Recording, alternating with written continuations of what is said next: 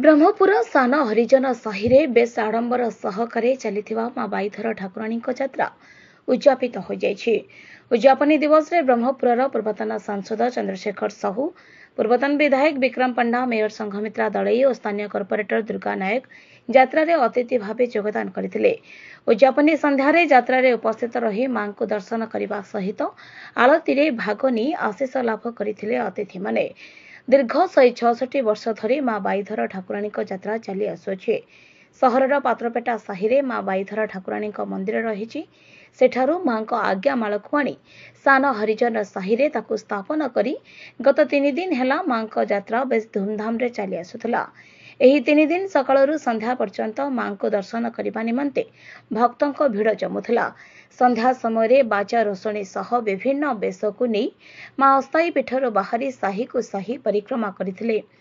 उद्यापनी संध्यारे मध्य अस्थायी पीठर बाहरी विभिन्न साही परिक्रमा करी मां मुख्य मंदिर को फेरिछंती। सान हरिजन साहिर बासिंदा और युवपीढ़ी माने एकत्रित होई मां को यात्रा को बेस आडंबर सहकारे पालन करिथांती। तेणु उद्यापनी दिवस रे यात्रा परिचालना कमिटी तथा युवपीढ़ी को अतिथि द्वारा संबर्धित करा जायथिला। मो ना Durga Kumar like ward number 17 corporator होती। आज आमर वार्ड नंबर 17 थिबा तमुगुड़ा साहिर सान अर्जुन साही मां बाईधर ठाकुराणीकर यात्रा अनुकूल समस्त शुभेच्छा पाई समस्त मंगलमय हो आमर सान अर्जुन साही सब घर घर मिसी जो यात्रा कर बहुत भल जिन मत निमंत्रण कर धन्यवाद देवी आमर बेरा को चौधरी को आम समग्र साई बासिंदा को मु आशा करी से मां बाईधर पाखे आमर 7 नंबर वार्ड तमुगुड़िया साही एवं समग्र 7 नंबर वार्ड मंगलमय हो।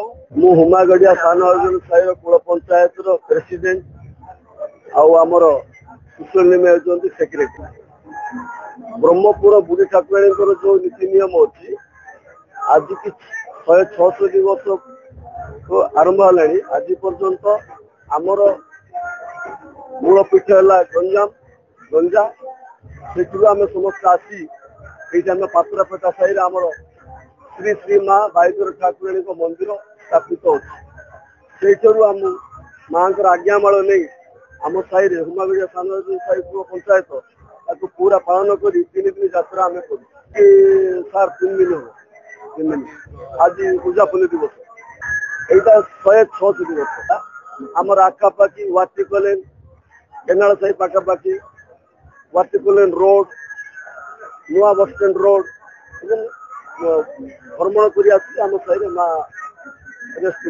ब्रह्मपुर गोपाल कृष्ण रेड्डी रिपोर्ट गंजाम समाचार।